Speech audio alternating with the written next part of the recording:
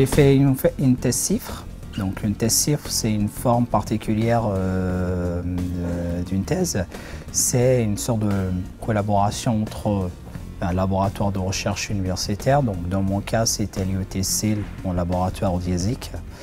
Et c'était en collaboration avec Orange Labs, équipe sécurité. Donc j'ai fait ma thèse au département de sécurité qui était à Caen.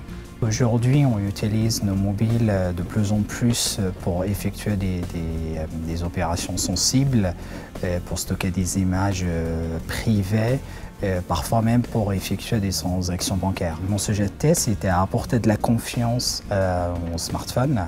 Et donc j'ai travaillé sur deux axes, à la fois offensif, donc attaquer les technologies existantes, mais aussi défensif, comment protéger les environnements existants.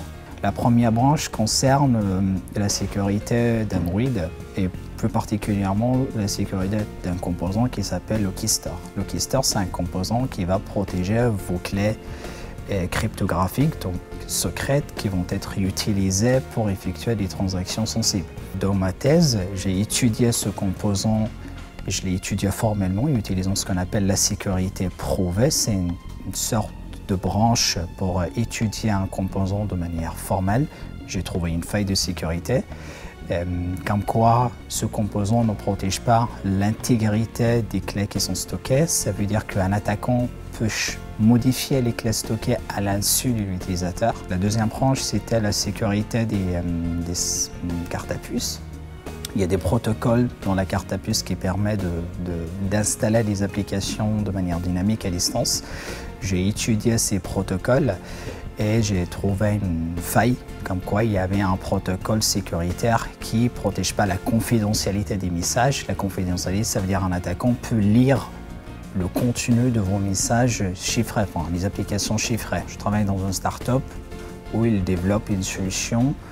On va pouvoir payer avec nos mobiles sans autant être limité par des technologies qui sont liées aux cartes à puce, etc. C'est des solutions purement logicielles. On va protéger l'application de paiement, quelles que soient les circonstances. C'est vraiment un cahier de charge, tout en gardant en fait la performance aussi. Parce qu'une transaction bancaire aujourd'hui, la limite c'est il faut que ça soit fini, une transaction bancaire sans contact, il faut que ça soit fini en 400 millisecondes.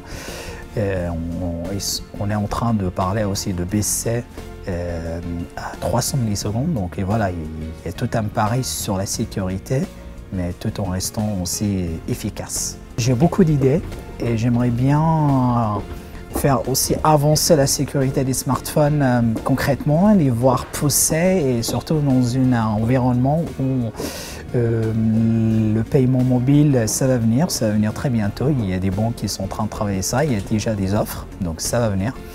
Et voilà, c'est un environnement concret. Et ça va me permettre aussi de comprendre ces environnements et finalement monter ma propre start-up. Voilà, dans ces thématiques-là qui concernent la sécurité des smartphones.